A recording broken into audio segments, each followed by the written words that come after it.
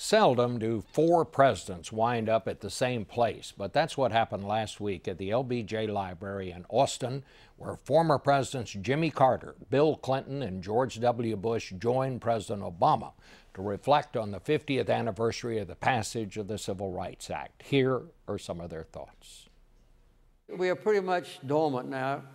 We kind of accept self-congratulations about the wonderful 50th anniversary, which is wonderful, but we feel like, Lyndon Johnson did it. We don't have to do anything anymore. So I think too many people are at ease with the still existing disparity.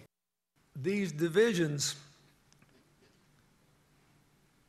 and the lack of a spirit of coming together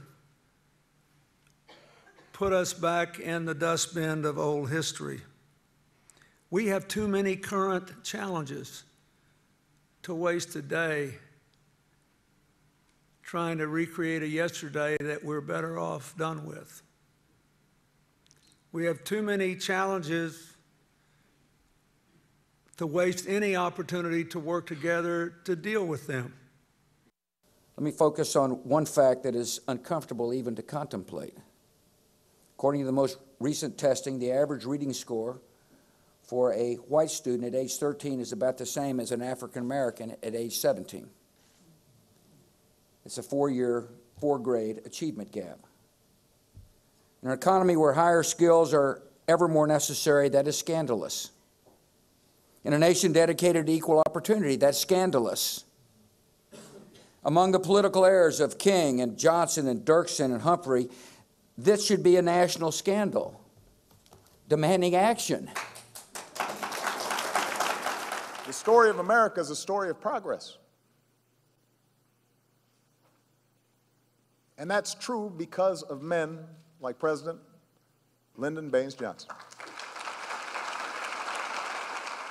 This man, born into poverty, weaned in a world full of racial hatred, somehow found within himself the ability to connect his experience with the brown child in a small Texas town,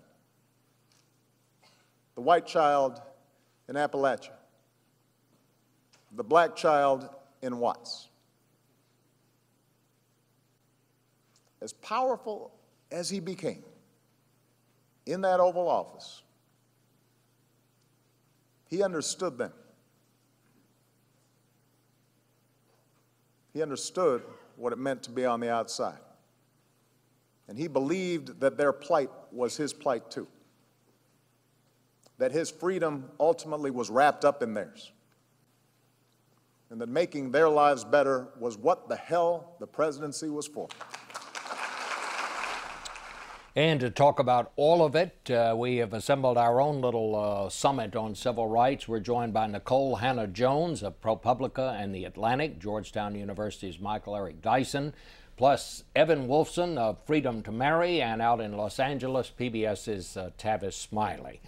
Nikole, I want to talk to you first because you've done some recent research on this. Do you think George Bush is right?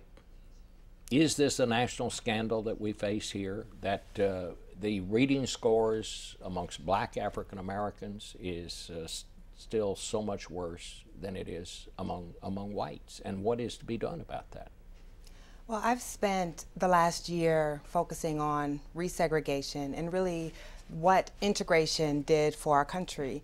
And what it did in terms of education and black students was it greatly narrowed the achievement gap. So are you saying we are resegregating our schools? Is that what you found? Absolutely. I mean, you can look at the demographic data. I've particularly focused on the South, which has become the most integrated region of the country because of federal action and court orders. And you are seeing that once districts are released from their court orders, they do start to take actions that resegregate. And as that resegregation has happened, the achievement gap has widened. Michael, what's your take on this summit that we just had here and what Nikole has just said? Well, the summit is extraordinary. To talk about Lyndon Baines Johnson 50 years afterward.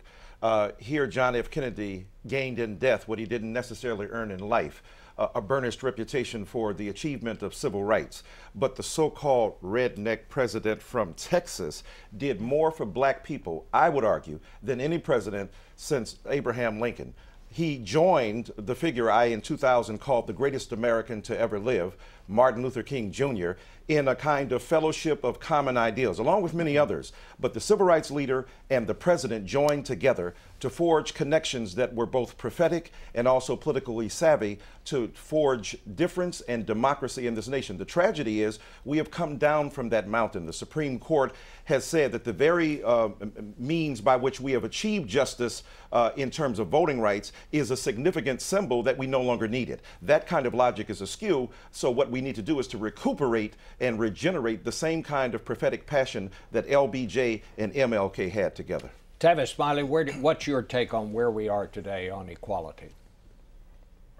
I think it's fair, Bob, to say that it's a mixed bag. There are some Americans who are gaining ground. There are other Americans who are losing ground. It's as if the American House is putting out the welcome mat for some groups, but still posting no trespassing signs on the lawn for other groups. I sense in our nation, back to what President Carter said on tape a few moments ago, that there is a sort of fundamental fairness fatigue that has afflicted too many of our fellow citizens.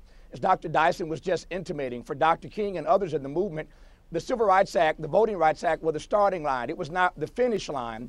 So that 50 years later, we need to have a conversation, Bob, not just about civil rights, C-I-V-I-L, but about silver rights, S-I-L-V-E-R. That is to say, economic rights, economic freedom. Black folk lag behind in every leading economic category 50 years later, even in the Obama era. And the bottom line is this: if you don't have economic freedom, you really ain't free, so that poverty then becomes a sort of new slavery. So the time has come for us to have a conversation again, not just about civil rights and celebrating that 50 years later, but how do we get on, Bob, talking about economic rights for all Americans? All right. Evan Wolfson, we'll come to you in part 2 of this conversation, which we're going to continue about gay rights and where does that fit into all of that. Up next, some personal thoughts about another anniversary.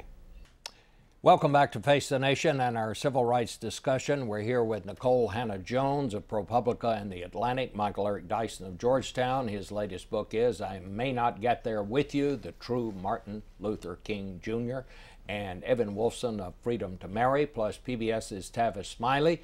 He's in LA this morning. His upcoming book is Death of a King, the real story of Dr. Martin Luther King Jr.'s final year. Let me just start with you, Evan.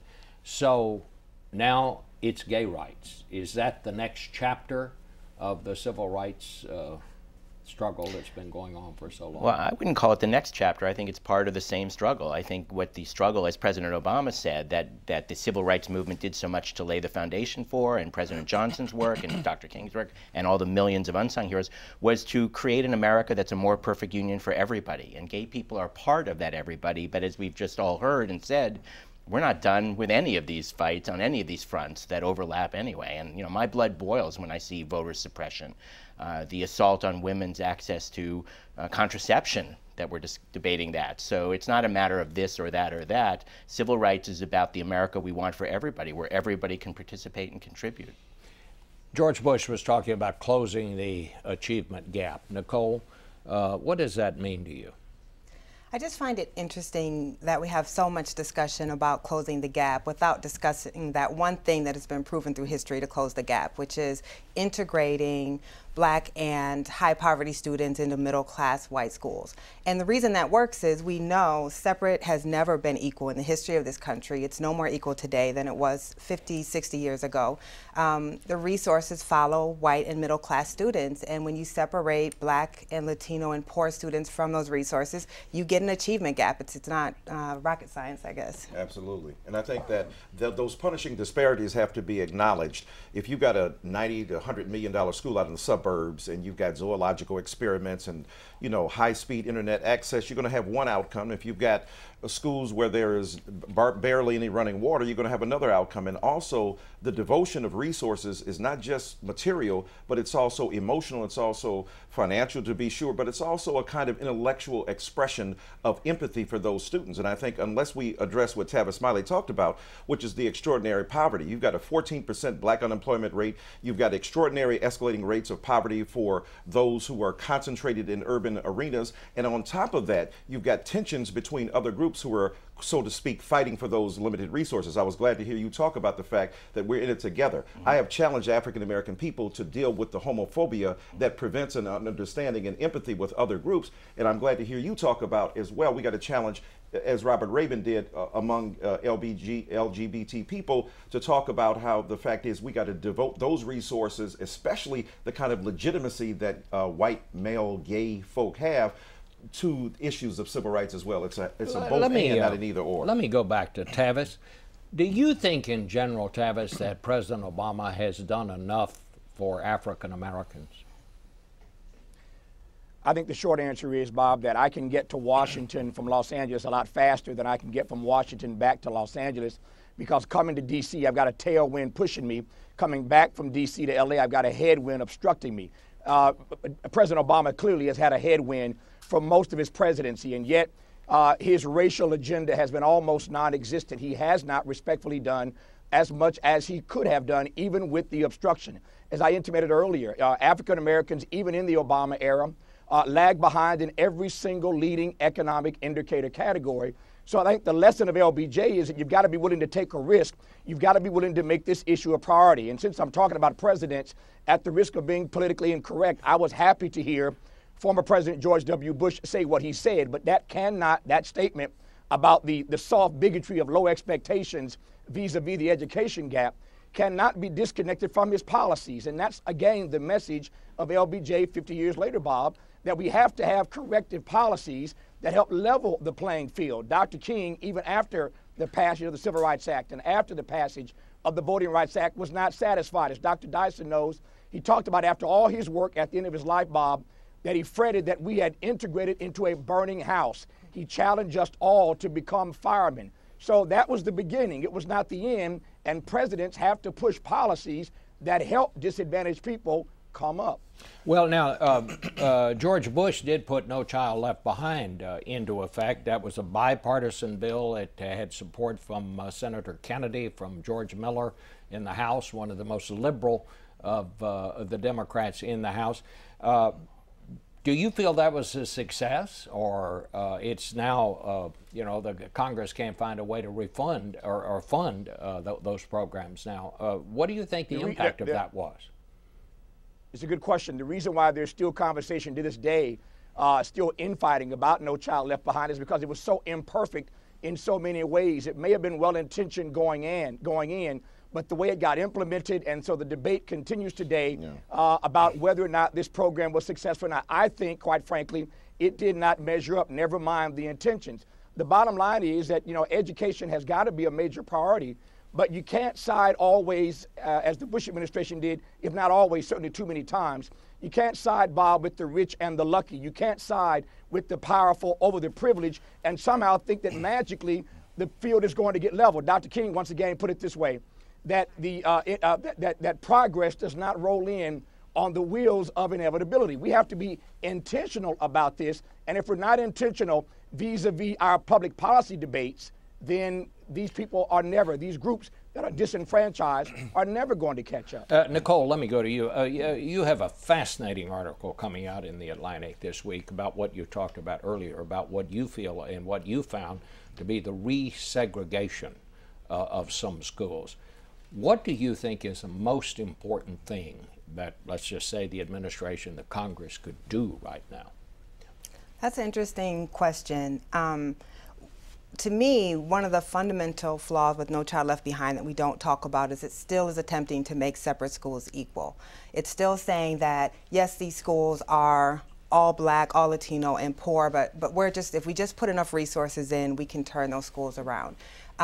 There's almost no money devoted to programs that would help schools integrate, that would help schools break up the poverty that leads to the achievement gap. And so until there's a real conversation about that, because I think there is a fundamental misunderstanding of Brown. Brown v. Board of Education was not about resources. By the time Brown came before the Supreme Court, Southern states who believed that a ruling was going to come in their against their interests had begun to equalize funding, all of those types of tangibles. Brown was about the separation in itself, and that in a nation with a history of a racial caste, to separate black students from the mainstream was inherently unequal, and we still don't want to talk about that separation. And I would just say part of the reason we've seen this shift on gay people and support for the freedom to marry is because gay people have been able to come out of the closet. Non-gay people who support gay people, who are part of the family with gay people, have spoken up and told their stories, and it's bridging those gaps, showing the common connection that has enabled America to now come to majority support for the freedom to marry in a relatively short period of time, because that conversation and that reducing the separation and isolation has had that effect. And one of the real inspirations for me out of this summit was, in addition to the challenge to keep going, was that people can do it. It's easy to get very despondent and frustrated and fearful for the future of the country, and yet we also have these examples from our history that we can come together and we can do better. What do you see on the horizon? Are there any court cases we ought to be looking for?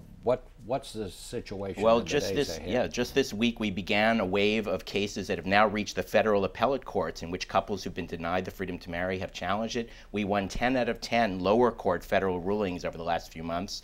We just began arguments in the 10th Circuit, and there will be several others still to come as we make our way, hopefully, to the Supreme Court to bring the country to national resolution. And what's interesting too, talking about the shifting of a paradigm, but also the shifting of an atmosphere, LBJ had a booming economy, number one, so that the Great Society was funded by an optimism in the economy that simply is not present now. And number two, he had the privilege as a white male to go to some of these senators and then really, not only the privilege as a white male, but also his experience as a legislator to go in there and say, look, I'm going to collar you and you better do the right thing. The obstructionism that Mr. Smiley referred to in regard to President Obama has been so complete that it has discouraged even the inclination to do the right thing. The sharp criticism is necessary and right, but we got to talk about the broader atmosphere as well. It could not have been worse than the Southern Democrats who tried to block. No doubt about it. But what I'm suggesting you is that, but when they did the poll about the inclination of the American public to support it, that was much higher than expected, number one. But number two, I'm not saying the resistance wasn't there, but I'm saying that Barack Obama faces, in this case, some resistance that LBJ didn't. LBJ knew explicitly that white supremacy was the predicate for the resistance. We can't even mention that now, that some of the resistance that Barack Obama is facing now is racially based. And the racial basis of the resistance, for those who call it out, are seen as somehow playing the race card. That's not to deny at all or nullify what Tavis Smiley said in terms of challenging this president to step up to the plate and articulate a vision that is both holistic and comprehensive, that is transformative of African American people in the same way that LBJ did. But it would be also ignoring the historical and political context to deny the resistance that Barack Obama faces in a way that we can't even publicly articulate and examine as a matter of consensus. All right. And of course, it's not all on the president. We have to do the work. We have to do some stuff as well. No doubt. That's a very good way to end this. Thank you all very much for a fascinating discussion. We'll be back with our political panel in just a minute.